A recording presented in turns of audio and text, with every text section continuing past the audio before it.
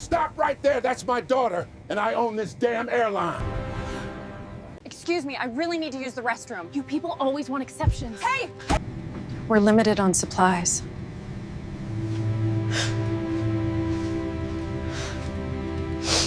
I sat there in my old armchair by the window in my little house on the south side of Chicago, staring out at the gray winter sky. The kind of sky that makes you feel like the world's weighing down on you, heavy and unyielding. I'm 83 now, and most days it's just me, a mug of black coffee gone cold, and memories that creep in like uninvited guests. My wife, God rest her soul, passed 15 years ago, leaving a hole in my chest that never quite filled. But that day, about 20 years back, it tore open fresh all over again. I never thought a simple flight could rip open old wounds like that, watching my pregnant daughter get treated like dirt right in front of me. Have you ever felt invisible because of your skin? Or watched someone you love get humiliated and felt powerless? Drop a comment below. Where are you watching from? Hit subscribe if you've been there. These stories need to be shared. Let me take you back. My name's Marcus, and back then I was in my 60s. Still sharp, but carrying a lifetime of regrets like a backpack full of bricks. I'd built my life from nothing, starting as a janitor in the airline industry back in the 50s. Racism was thick as fog then. Bosses passing me over for promotions because guys like me didn't fit the picture of leadership. But I hustled, saved every penny, and quietly invested in stocks, especially in airlines. Over the years, I became a silent partner in United Skyways, owning a big enough stake to influence things from the shadows. I never went public with it, though. Why? Because I'd already lost too much chasing success. When Elena was little, maybe 5 or 6, I walked out on her and her mama to chase those dreams. Thought I was doing it for them, providing a better life, but really, I was running from my own failures.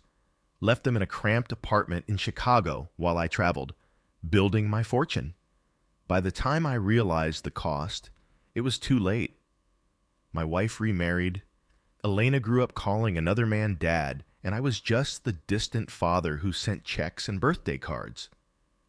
The guilt ate at me like acid, slow and burning. That flight was my chance to make amends, or at least start. Elena was 32 then, a successful accountant in LA, 7 months pregnant with her first child, my grandbaby. We'd been talking more lately, tentative phone calls where I'd apologize for the 100th time, and she'd say it was water under the bridge, but I could hear the hurt in her voice, sharp as a knife edge. I decided to surprise her, fly out unannounced, show up at her door with flowers, and maybe beg for a real second chance. To keep it low-key, I booked economy for myself. Didn't want to flash my connections, and used my secret points to upgrade her to first class. She thought it was a work perk. I let her believe it. The flight was from O'Hare to LAX, a routine hop, but from the moment I saw her at the gate, my stomach twisted like a wet rag. She looked beautiful, my Elena. Warm brown skin glowing under the harsh airport lights, her maternity dress simple and elegant, hugging that round belly. She moved with that quiet grace she'd always had, even as a kid, but I could see the fatigue in her eyes, the way she placed a hand on her lower back, like it was aching already. I hung back in the crowd, watching from afar, my heart pounding like a drum in my chest. The gate agent, a young white guy with a clipboard, scanned her boarding pass and did a double take. "First class, ma'am? Let me just verify that." His tone was polite, but there was that pause, that recalibration I knew all too well, the moment when someone sees a black woman and assumes she doesn't belong in the fancy seats. Elena smiled, handed over her phone with the digital pass, but I saw her shoulders tense, just a little. It hit me like a punch to the gut, that old familiar pain. I'd faced it myself, being questioned at hotel check-ins, overlooked in meetings, but seeing it happen to her? It was like reliving my own battles, only worse, because she was my blood, carrying my mistakes in her veins. The agent nodded finally. "All good, enjoy your flight," but the damage was done. Elena walked toward the jet bridge, and I followed at a distance, my economy ticket burning in my pocket. The plane was one of those big birds, an Airbus with all the bells and whistles. Plush first-class suites up front, economy crammed in the back like sardines. I settled into my middle seat in a row 35, sandwiched between a snoring businessman and a kid with headphones blaring.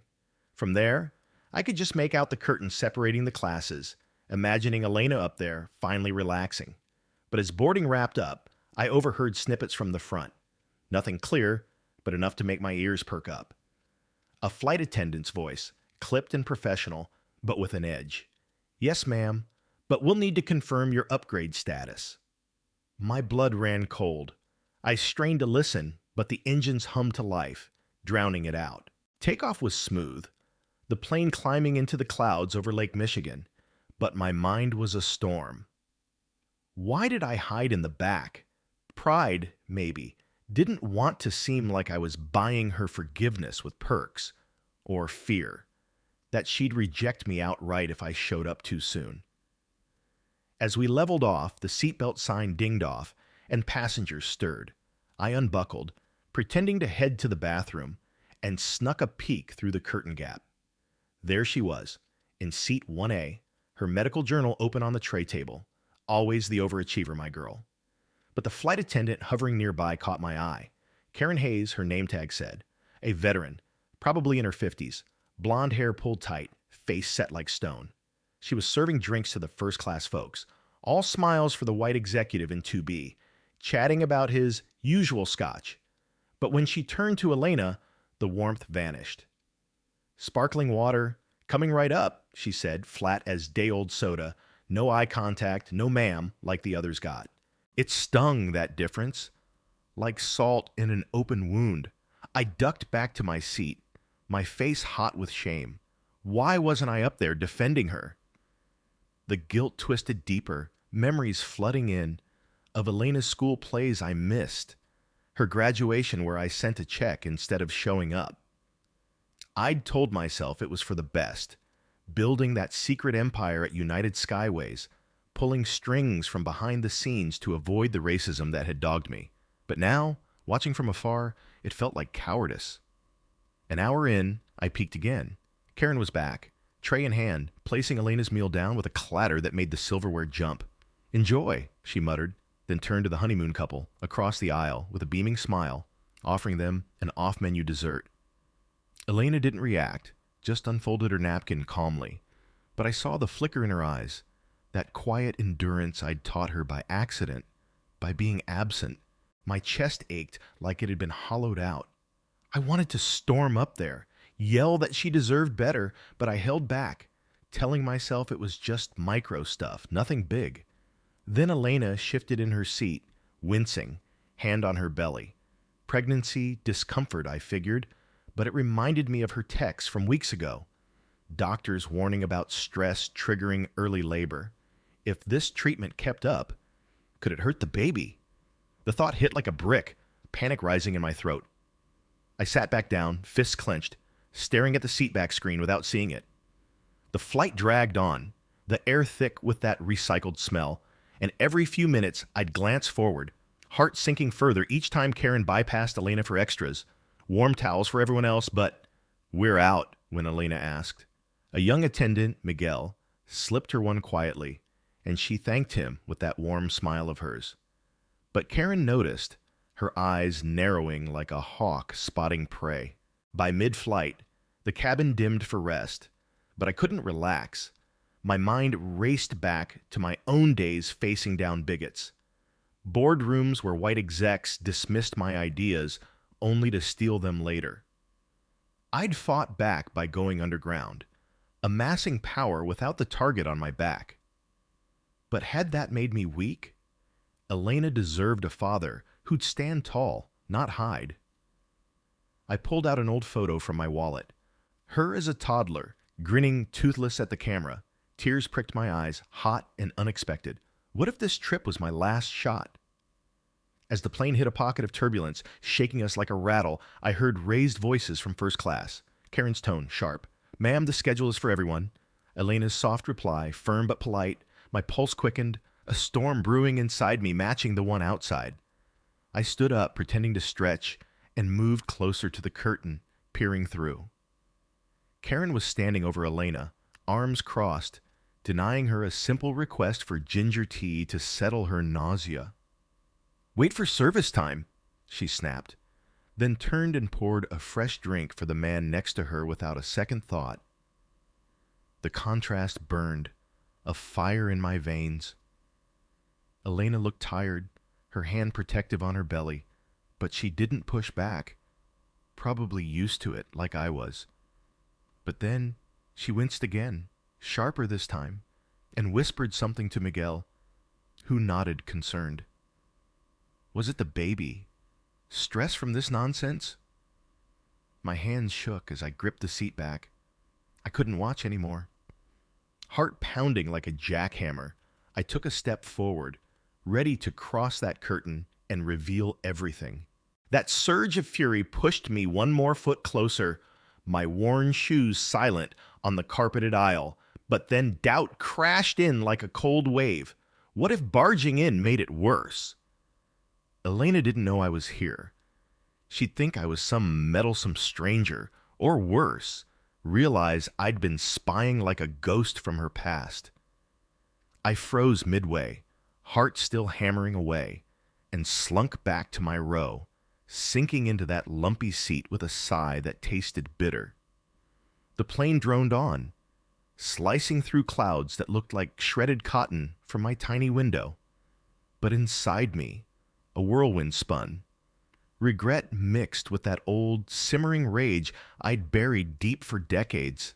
I closed my eyes, and fragments of my life flickered like an old film reel. Back in the 70s, fresh out of the Army, I'd clawed my way into the airline world as a baggage handler at Midway. White supervisors would pat me on the back with fake smiles, then whisper behind closed doors about how folks like you weren't cut out for the big desks. Denied promotions time and again, I'd swallow the bile and work harder, investing my meager savings in airline shares during the deregulation boom. By the 90s, those bets paid off. I was pulling strings as a shadow stakeholder in United Skyways, influencing board decisions without ever stepping into the spotlight. Why hide? Because the one time I tried to go public with a smaller venture, anonymous threats rolled in. Notes in my mailbox hinting at accidents if a black man like me got too big. It scared me straight into anonymity, but it cost me everything else. Elena's childhood birthdays I missed. Her mama's tears on the phone begging me to come home. I'd chosen safety over family, and now here I was, still hiding while my daughter paid the price up front. The cabin lights softened to a dim amber, folks around me dozing or tapping screens, but I couldn't settle.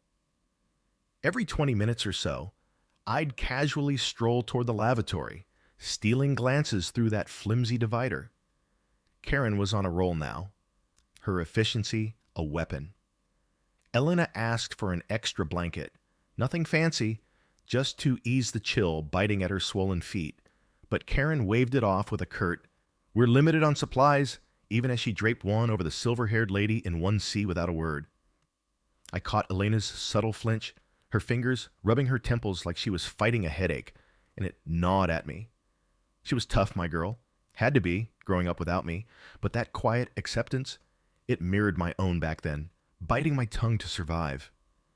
Anger bubbled up, hot and thick like oil in a pan ready to ignite. If I'd been a real father, taught her to stand taller, maybe she'd call out this nonsense. Instead, she just nodded politely, pulling her thin sweater tighter. Then came the meal service, a parade of trays clinking like distant bells. From my vantage, I saw Karen orchestrate it with precision. Warm greetings for the pale-faced tech guy in 3A, recommending the premium wine like they were old pals. "Sir, our chef's special today. Would you like to try?" Her voice dripped honey. But for Elena, a plate plunked down without fanfare, the napkin half unfolded. No offer of alternatives, even though I knew the menu had options for expecting moms. Elena poked at her food, her posture straight but her eyes distant, like she was miles away.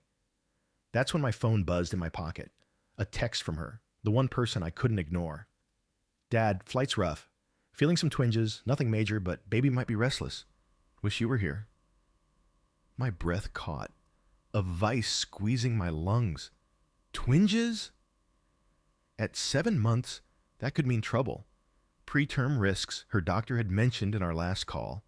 Stress amplified everything, and this petty harassment, it was fuel on a fire. I typed back quickly, "Hang in there, sweetheart. It'll pass." But my thumbs shook. Miguel, that young Latino attendant with the kind eyes, appeared like a lifeline. He slipped Elena a warm compress for her back, murmuring something encouraging in Spanish-inflected English, and she brightened for the first time, thanking him with genuine warmth. It eased the knot in my gut a fraction, seeing someone treat her right. Reminded me of the allies I'd had in my early days, folks who saw past the color line. But Karen caught the exchange from the galley, her lips thinning into a line sharp as a razor. She marched over, pulling Miguel aside with a hissed, "Stick to protocol. We don't play favorites." He nodded meekly, but the passengers nearby stirred, a few exchanging glances. The executive in 2B raised an eyebrow, and the couple in row 4 whispered, "That's not fair." Whispers like that built pressure, a low hum of unease rippling through the premium cabin. As the hours ticked by, the discrimination sharpened. No longer subtle jabs, but deliberate oversights. Elena pressed her call button for water, simple hydration for a pregnant woman. But Karen took her sweet time, serving the entire section first, her steps deliberate and slow. When she finally arrived, the glass was half full. No lime like Elena had requested, just a mumbled, "Here." Elena sipped it without complaint, but I saw the weariness etching lines around her eyes deeper than before. My reflections turned darker, regret morphing into a seething resentment. Life had hammered me with the same hammer. Board meetings where my input was ignored until a white colleague echoed it, but I'd built walls to cope. Elena? She was exposed, vulnerable, and it was my fault for not arming her better. Another text buzzed. "These cramps are picking up. Trying to breathe through it." Panic spiked, electric and raw, shooting down my arms. Was this the stress tipping her over? I paced my tiny aisle space, ignoring the annoyed glances from my seatmates, mind racing for a way to intervene without chaos. The turning point hit during the mid-flight stretch when the captain announced smooth skies ahead. Elena stood gingerly, needing to walk off the pressure on her sciatic nerve, but Karen blocked her path with a cart, her voice laced with frost. "Please remain seated during service." Elena explained calmly, "I just need a quick stroll. Doctor's orders for circulation." But Karen didn't budge, eyes flicking over Elena's simple outfit and lack of bling, judgment plain as day. "Everyone follows the same rules," she said, then wheeled away to pamper the businessman with fresh nuts he hadn't even asked for. Miguel hovered nearby, offering Elena a sympathetic shrug, but the whispers grew louder now, passengers murmuring about the unfairness, one even pulling out a phone like they might record. Karen overheard, her face flushing, and she spun back, confronting Elena with a pointed finger. "If you have an issue, file a complaint after we land." The venom in her tone hung heavy, and Elena's composure cracked just a hair, her hand trembling on the seat arm. That's when the dam inside me started to crack too. I edged toward the curtain again, resolve hardening like steel in a forge, knowing I couldn't let this slide any longer. Resolve turned to action in a heartbeat, my legs carrying me past the dividing line before my brain could second-guess it again. The curtain whispered against my shoulder as I slipped into the brighter glow of first class, blending into the shadows near the galley like a forgotten piece of luggage. Up close, the tension was electric, buzzing in the air thicker than the recycled oxygen. Karen loomed over Elena's seat, her back to me, voice rising in that authoritative clip I'd heard too many times in my career, from bosses who thought they owned the sky. I said, "Service is over. If you're so special, maybe fly private next time." Elena, pale now, clutched the armrest, her breathing shallow, one arm cradling her midsection, as if shielding the little one from the venom. I held back for a split second, scanning the scene like I used to in those cutthroat investor meetings, assessing risks, weighing outcomes. Passengers were awake now, heads turning, a mix of curiosity and discomfort on their faces. The tech guy fiddled with his laptop, avoiding eye contact, while the honeymooners exchanged uneasy whispers. Miguel hovered at the edge, his uniform crisp but his expression torn, like he wanted to jump in but knew the hierarchy would crush him. Elena met Karen's glare steadily, her voice even despite the strain. "I'm not asking for special treatment, just basic decency. I'm pregnant, and this pressure isn't normal," Karen snorted, a sound like gravel under boots. "Rules don't bend for excuses. Sit tight till descent's done." But Elena shifted, trying to stand, her face twisting in a way that sent alarm bells ringing in my head. Pain real and sharp, not just discomfort. That's when the cabin speaker crackled to life, the captain's calm drawl announcing our approach into LAX airspace. Seatbelts mandatory. The timing couldn't have been worse. Turbulence jostled us lightly, but Elena gripped her seat harder, a soft gasp escaping her lips. "I need the restroom now. It's urgent." Her words carried a doctor's precision. She'd studied hard, earned her stripes in finance despite everything. But Karen planted herself firmer, arms folded like barriers. "Descent protocols apply to everyone, honey, no exceptions." The honey dripped with condescension, a sugar-coated slap that made my blood boil anew. Passengers stirred louder now.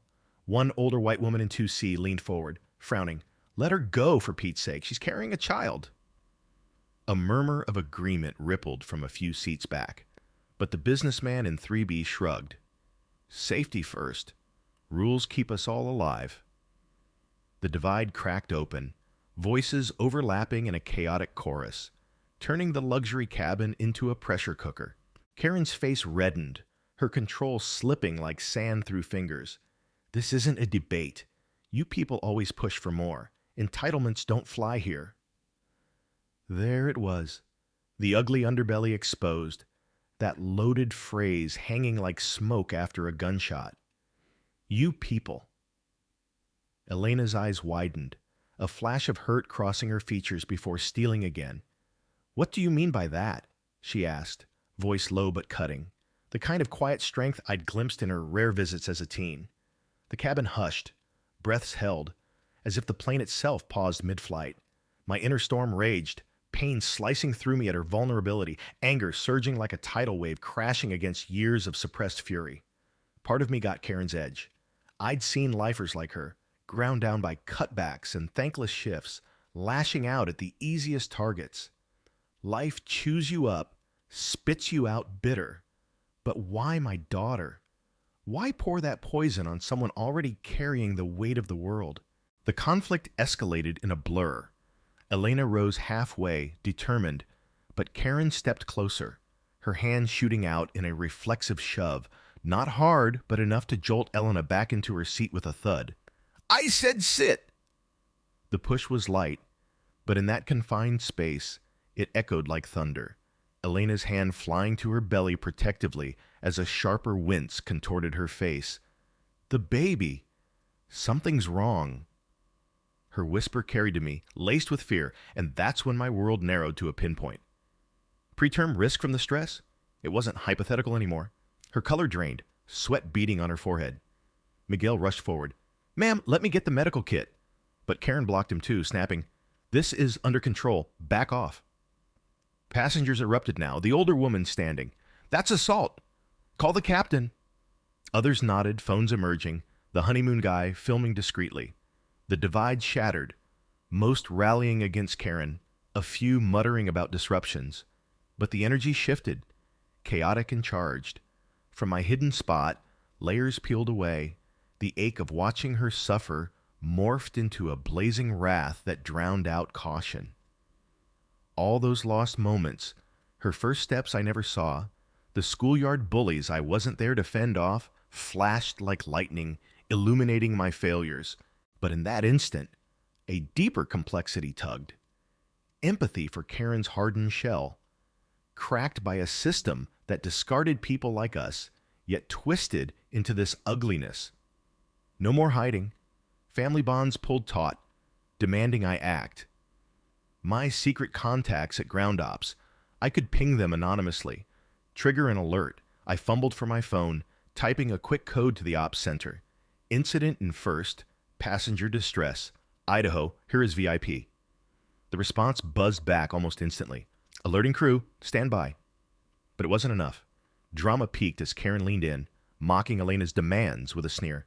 Think you're entitled because you scored an upgrade? Real first class knows how to behave. That did it. The final spark igniting my fuse.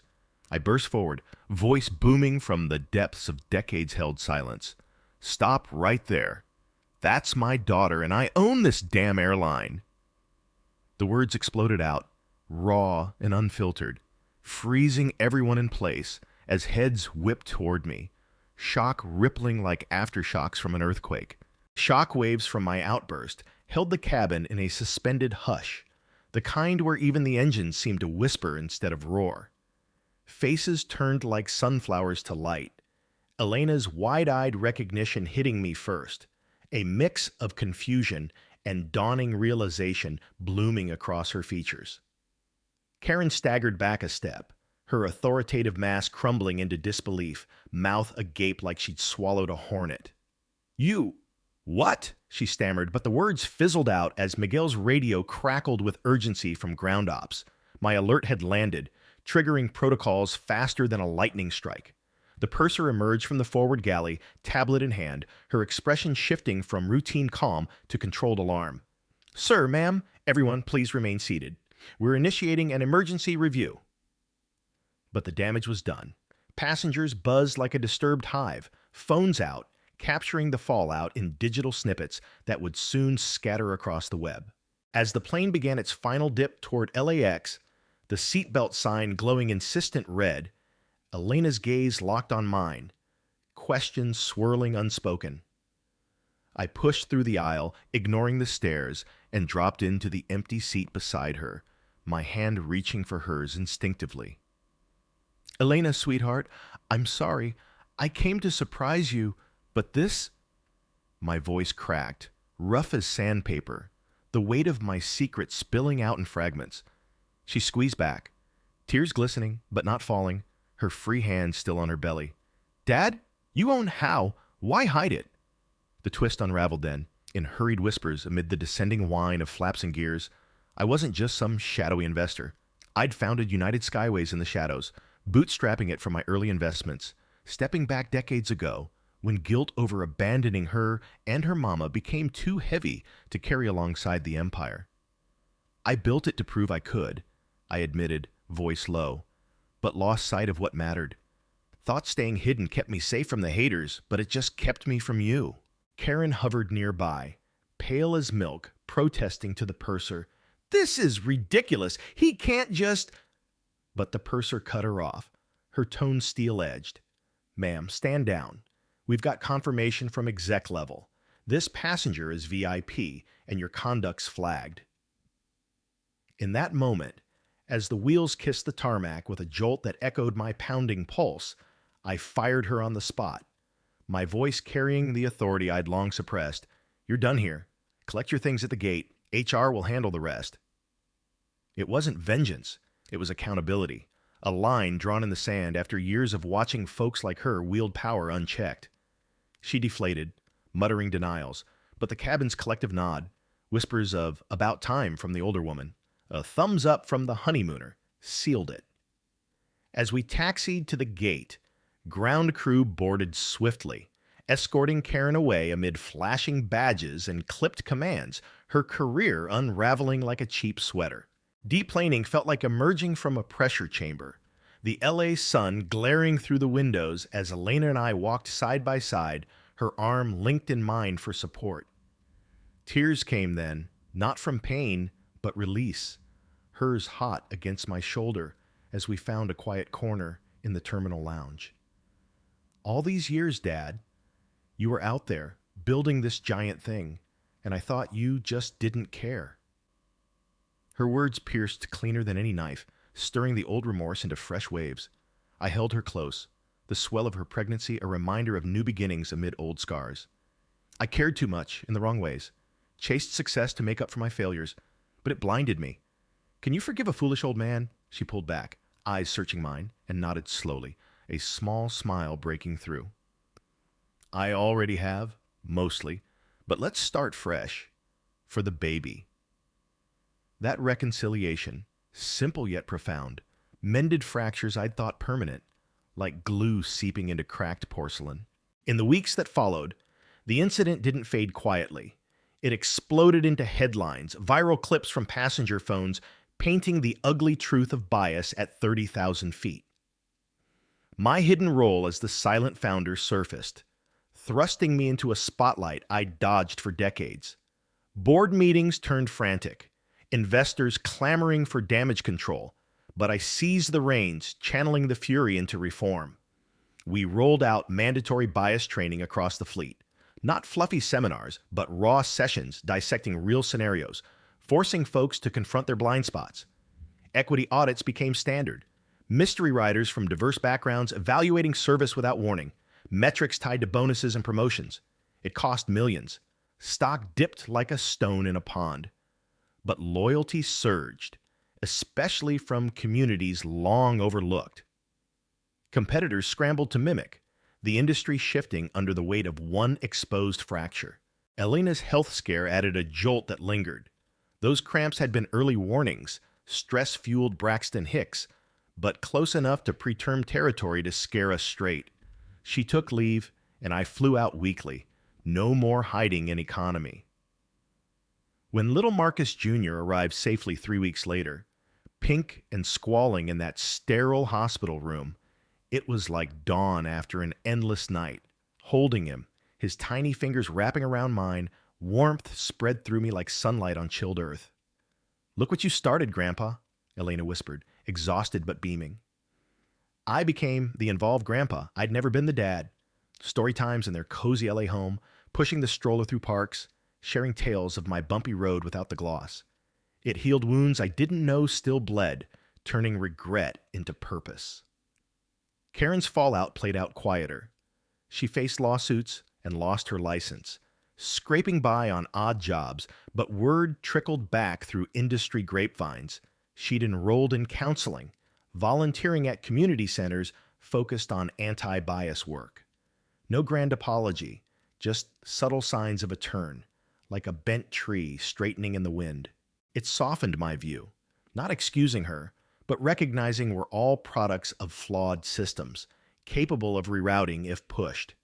From pain's grip to hope's embrace, that flight shattered my silence but rebuilt bridges I'd burned. Life throws curveballs that sting like hail, but rising up, claiming your space, rewrites the ending. My family's tighter now, the airline fairer, a small ripple in a vast ocean, but proof that one stand can echo far. If this resonates, hit like and subscribe. Drop your own tale in the comments. Ever stood up in a moment like that? Let's hear it. Years later, on a crisp autumn morning in Los Angeles, I found myself back at LAX, not as a hidden passenger this time, but walking openly through the terminal with little Marcus Jr., perched on my shoulders, his small hands gripping my ears like handlebars. The boy was 4 now, full of questions that came faster than I could answer. "Grandpa, why did the big planes make that whoosh sound?" he asked, pointing at a United Skyways jet taxiing past the window. I chuckled, the sound rumbling deep in my chest. "That's the engine saying hello, champ. They're powerful, but they still need to be gentle with the people inside." We weren't here by chance. Today marked the 5th anniversary of that flight, the one that cracked everything open and forced me to stop running from my own shadow. The airline had invited me to speak at their annual leadership summit, a quiet nod to how far the company had come since the headlines died down. I'd agreed, but only if Elena and Marcus Jr. could come along. No more solo missions. Family traveled together now. Inside the executive lounge, the air smelled of fresh coffee and polished ambition. Suits and skirts moved with purpose, but the energy felt different from the old days. Less guarded, more open. Elena walked beside me in a sharp blazer, her hand resting lightly on her son's back as he pointed out every plane through the glass.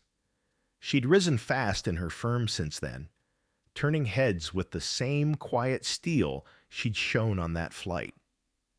"You nervous?" she asked, glancing at the stage setup where my name was already on the screen. "Nah," I lied, feeling the familiar flutter in my gut. Just old bones creaking a little louder these days. The lights dimmed, and I stepped up to the podium. The room quieted, not out of respect for some title, but because most of them had heard the story. I didn't sugarcoat it. 5 years ago, I began, voice steady, I watched my daughter get treated like she didn't belong in the seats she'd earned. I stayed quiet too long, out of habit, out of fear, out of shame for the father I hadn't been. Then I couldn't stay quiet anymore. I paused, letting the memory settle over the room like dust after a storm. That day didn't just cost one flight attendant her job. It cost me my silence, and it gave this company a chance to look in the mirror. I spoke about the changes that followed, the equity audits that caught patterns no one wanted to admit, the training sessions that made grown men and women uncomfortable in the best way, the anonymous reporting line that actually got used. I told them about Marcus Jr., how he'd never know what it felt like to be questioned at a gate because of his skin, not if we kept pushing. After the talk, a young black flight attendant approached me in the hallway, eyes bright with something close to tears.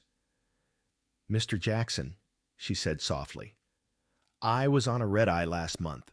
A passenger, older white gentleman, tried to pull the You People card on me during service. Before I could even respond, 3 other crew members stepped in.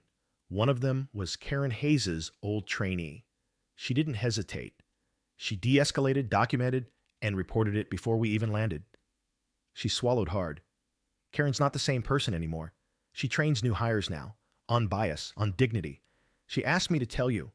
She's still learning, but she's trying." I stood there, stunned, the weight of that small redemption settling over me like warm rain. Not forgiveness, some things don't get erased, but proof that people can bend without breaking completely. I thanked her, voice thick, and watched her walk away with straighter shoulders. Later, on the drive home, Elena turned down the radio. Marcus Jr. was asleep in his booster seat, cheek pressed against the window. "You didn't tell them the part about crying in the terminal bathroom after we landed," she said quietly. I glanced at her, surprised. "You noticed?" "Dad, I notice everything now." She smiled, small and knowing. "You thought you were protecting me by staying hidden, but you were protecting yourself from guilt, from judgment, from having to face what you left behind." The words landed gentle but true, like stones dropped into still water. I gripped the wheel tighter. "I know, and I'm still paying for it. Every time I look at him," I nodded toward the sleeping boy, "I wonder how many more years I get to make up for." She reached over, covered my hand with hers. "You already are. He asks for grandpa stories every night, not fairy tales, the real ones, about how you fought, how you failed, how you got back up." We pulled into the driveway as the sun dipped low, painting the sky in streaks of orange and gold. Marcus Jr. stirred, rubbing his eyes. "Are we home?" "Yeah, baby," Elena said, unbuckling him. "We're home." I stepped out last, breathing in the cool evening air, the scent of eucalyptus and distant ocean salt. Inside, the house smelled of dinner simmering. Elena's famous chili, the one her mama taught her. We sat around the table, plates steaming, laughter bubbling up easy and warm. No more secrets, no more shadows. Later, when everyone was asleep, I slipped outside to the back porch, the old rocking chair creaking under me. Stars blinked above the city glow, steady and patient. I thought about that flight. Not the drama, but the moment the curtain parted and I finally walked through it. One step, one voice, one choice to stop hiding. Somewhere out there, another father might be sitting in economy, watching his child get dismissed, debating whether to speak. I hope he remembers this story. I hope he chooses louder. Because the sky doesn't belong to any one kind of person. It never did. And neither do the seats beneath it. 10 years after that morning on the porch, the rocking chair still sits in the same spot. But the house feels different now. Louder, brighter, filled with the kind of chaos only teenagers can create. Marcus Jr. is 14, all long limbs and opinions, already taller than Elena and closing in on my height. He's got her eyes, sharp, watchful, and my stubborn jaw. Tonight, he's pacing the living room, phone in hand, replaying a clip for the third time.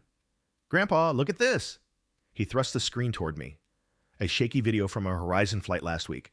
A young black woman in premium economy, mid-20s, arguing with a gate agent who keeps insisting her upgrade must be a mistake. The agent's tone is calm on the surface, but the camera catches the telltale pause, the quick glance at her boarding pass like it's contaminated. The woman stays composed, shows her digital receipt again, but the agent calls security anyway. "Routine check," he says. Passengers film, voices rise, and by the time security arrives, the whole jet bridge is a pressure cooker. I watch the clip twice, feeling the old heat crawl up my neck. "Same song, different verse," I mutter. Marcus Jr. doesn't sit. He keeps moving, restless. They let her board eventually, but only after she recorded everything and threatened to call corporate. The comments are exploding. People saying the airline hasn't changed at all. They're tagging you. I lean back, the chair creaking under me like it's tired too. They're not wrong to be angry. Change isn't a switch you flip once. It's a muscle. You stop working it, it atrophies. He stops pacing, looks at me hard. "Then why aren't you doing something? You still own stock. You could call somebody." The question lands like a stone in deep water. For a moment I see myself at his age. Same fire, same certainty that righting wrongs was just a matter of raising your voice loud enough. I'd spent decades learning the hard way that power doesn't always bend the world the way you expect. Before I can answer, Elena walks in from the kitchen, drying her hands on a dish towel. She's heard the whole exchange. "He's right, Dad. The metrics are slipping again. I saw the latest equity report. Disparities in first-class service are creeping back up, especially on transcon routes. Not as bad as before, but enough to notice." I rub my face, feeling every one of my 93 years in the ache of my knuckles. I know. I've been getting the same briefings. Thought the systems we built would hold.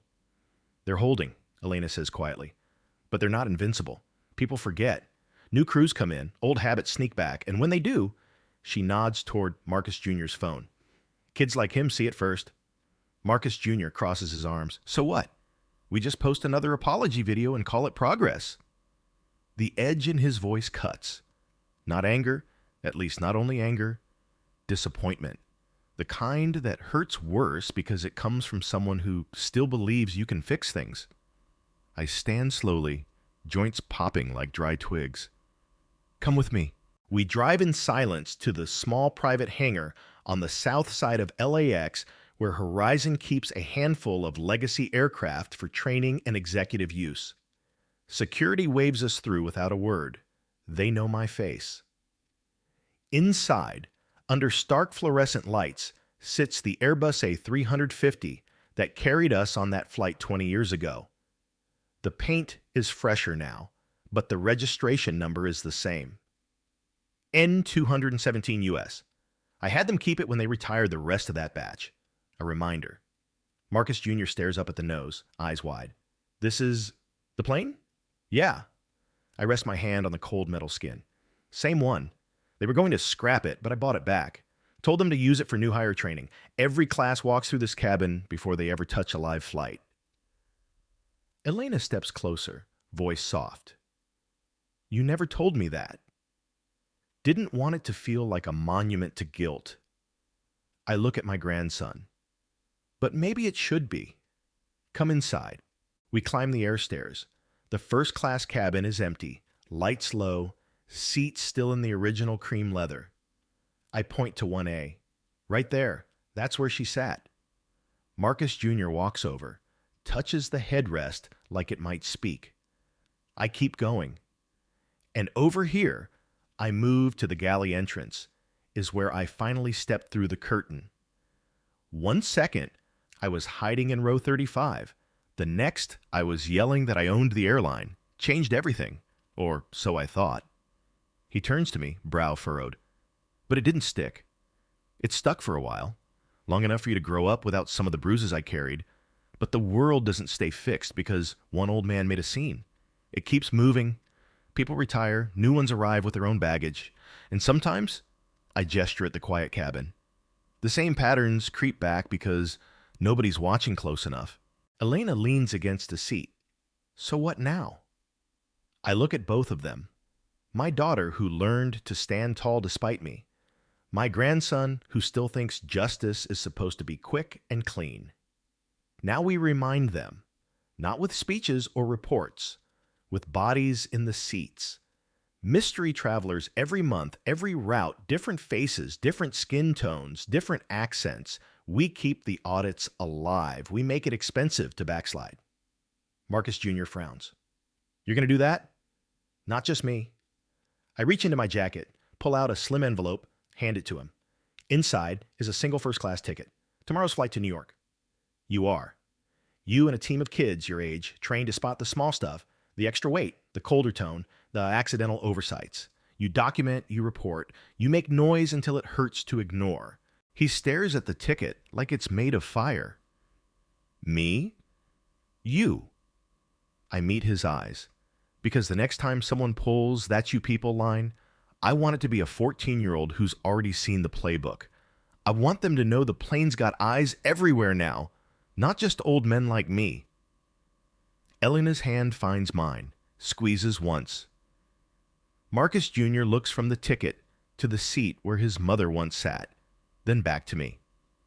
For the first time tonight, the restlessness in him settles into something steadier. Outside, the hangar lights buzz softly. A distant jet climbs into the night sky, engines painting red streaks against the dark. I feel the old ache in my chest again. Not regret this time, but something sharper, cleaner, pride. The fight isn't over. It's just found new voices. That notion of new voices lingered in my mind long after we left the hangar, a quiet hum beneath the rhythm of everyday life. Marcus Jr. took that ticket and ran with it, turning a simple audit ride into his first real crusade. But crusades have a way of biting back, and 6 months later, on a stormy evening in Chicago, where I'd flown back for a board review, my phone lit up with his frantic call. "Grandpa, it's happening again, right now, on this flight." His voice cracked over the line, young but edged with the same steel I'd heard in Elena's all those years ago. The connection dipped as thunder rumbled outside my hotel window, rain lashing the glass like accusations. I bolted upright from the desk where I'd been poring over equity reports, the sterile glow of spreadsheets mocking the progress we'd claimed. "Slow down, son. What flight?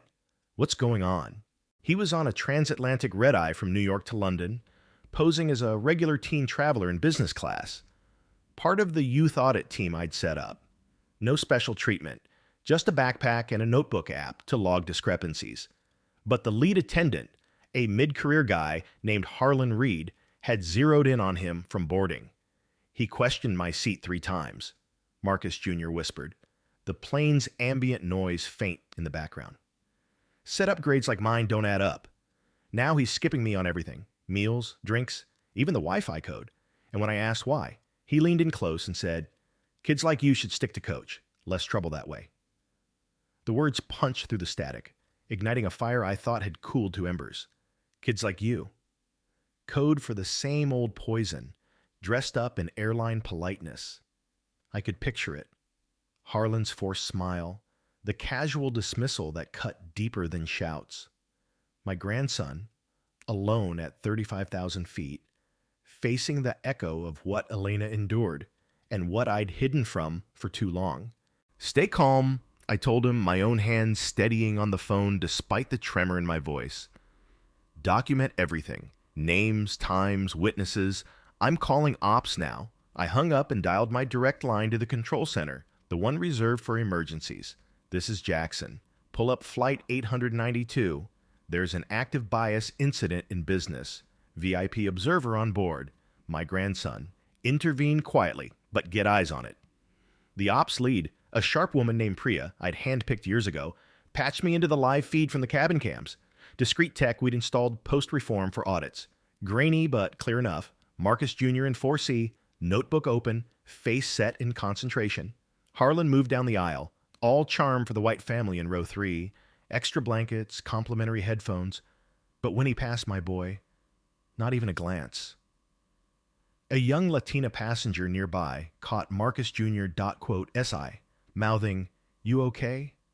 He nodded, but I saw the tightness in his jaw, the way his fingers drummed the armrest, echoes of my own suppressed fury from decades past. As the flight dragged into the night, the drama unfolded in slow burns. Harlan returned for beverage rounds, pouring champagne for a businessman with laughs and small talk, but skipped Marcus Jr. S request for soda outright. "We're short," he claimed, even as carts overflowed. Whispers spread.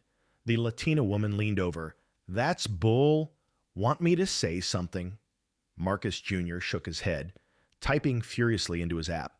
But Harlan noticed the exchange, his posture stiffening like a predator sensing challenge. He doubled back, looming over the seat. "Problem here? Electronics during service can interfere. Hand it over." It was a lie. Devices were fine post-takeoff. Marcus Jr. held firm. "I'm just note-taking. No rule against that." Harlan's face twisted, a flash of something darker. "Listen, kid, attitude like yours doesn't fly. Not in my cabin." The words hung, loaded and deliberate, passengers shifting uncomfortably. The businessman glanced away, pretending absorption in his screen, while the family in row 3 exchanged uneasy looks. The Latina woman spoke up. "Hey, he's not bothering anyone. Back off." Harlan wheeled on her. "Mind your own, ma'am, or you'll join him in coach." The threat escalated the hum to a murmur. Phones emerged, recordings starting. Marcus Jr. SIs met the cam briefly, a silent plea that twisted my gut like a wrench. This wasn't just bias, it was power unchecked, the kind that festers when reforms grow stale. Priya's voice cut in on my line. "We've alerted the captain. Mid-flight intervention incoming. Co-pilot's heading back." On screen, the co-pilot appeared, pulling Harlan aside with a firm word. The attendant's protests faded as protocol kicked in. "Step to the galley. Ground's flagged you." Passengers applauded softly, the Latina high-fiving Marcus Jr. across the aisle. But the damage lingered.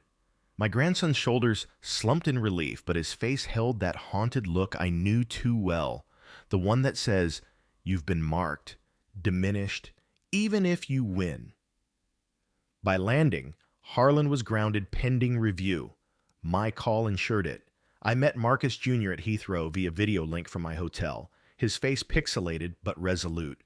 It felt like being invisible, he admitted, voice steady but raw. But I got it all, videos, timestamps, even statements from witnesses. Pride swelled in me, mixed with sorrow. "You did good, champ. Better than I ever did at your age." Elena joined the call from LA, her worry lines easing as he recounted the win. "This is why we fight," she said. "Not for perfect skies, but for ones where everyone breathes easier." The board fallout was swift. Harlan's firing sparked an internal probe, revealing a pocket of resistance. Veterans skirting trainings, whispering about overcorrections. I pushed for deeper cuts, AI-monitored cams on all flights, mandatory peer reviews, partnerships with civil rights groups for ongoing oversight. Stock wobbled. Critics howled about woke overreach, but bookings from diverse travelers spiked, proving the math. Fairness isn't charity, it's smart business. Back in Chicago, as snow dusted the streets, Marcus Jr. visited during break. We sat by the fire, him sketching audit apps on his tablet, me sharing war stories from the 60s boardrooms. "Think it'll ever stop?" he asked, flames reflecting in his eyes. I shook my head. "Nah, but we'll keep flying through it, louder together." Outside, a plane roared overhead, heading west. Not an ending, just another leg of the journey. And this time, we were all in the cockpit.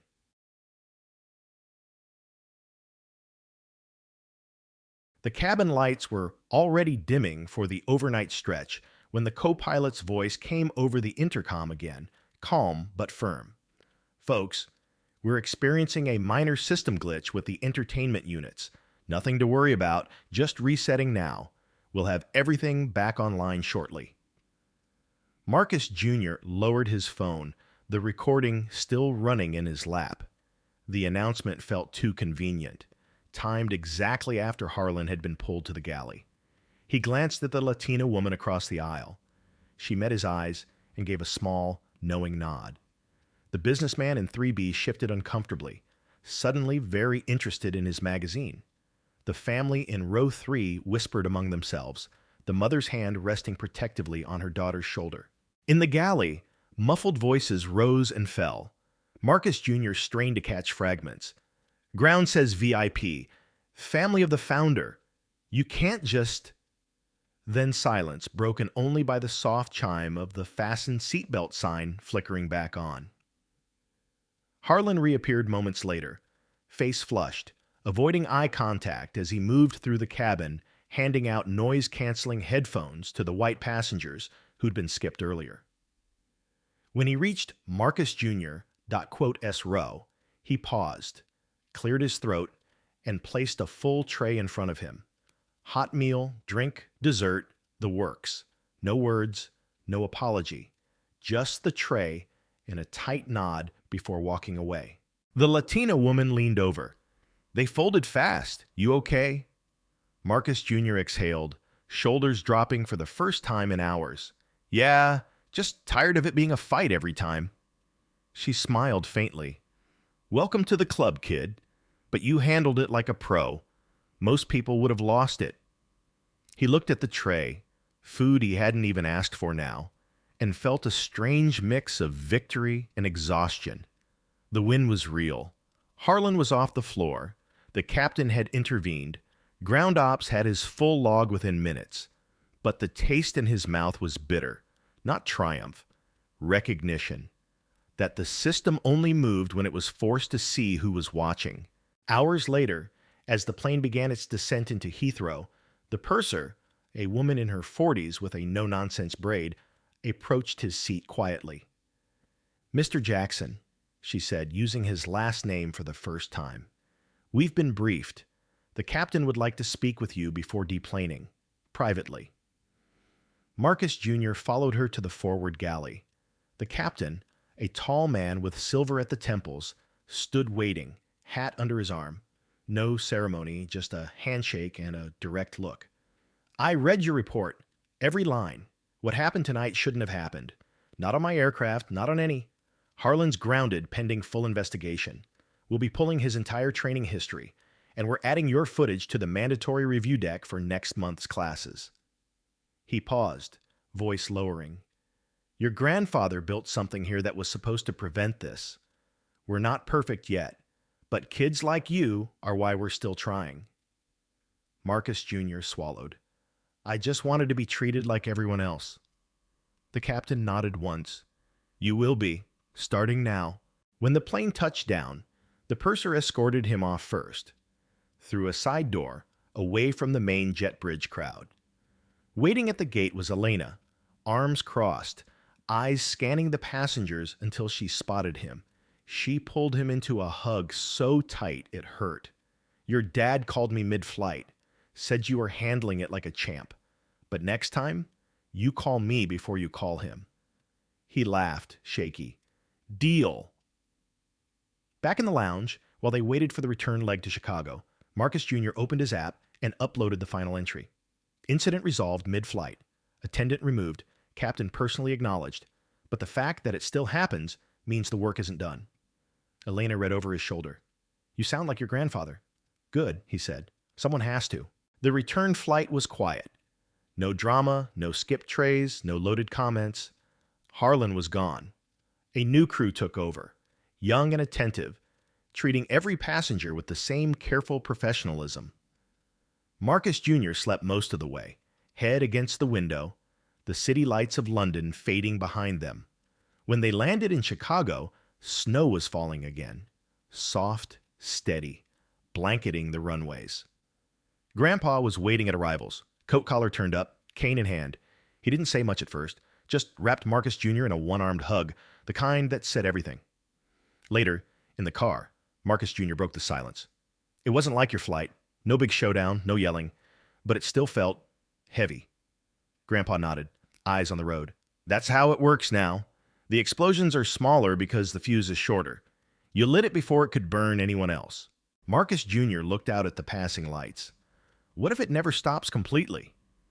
Then we keep flying, Grandpa said simply, and we make sure the next kid knows how to spot the smoke before it turns into fire. The car turned onto their street, porch light glowing through the snow. Inside waited warmth, chili on the stove, and the quiet certainty that some battles aren't won once. They're fought every flight. And this family was ready for the next leg. Stop right there. That's my daughter, and I own this damn airline. Excuse me, I really need to use the restroom. You people always want exceptions. Hey! We're limited on supplies.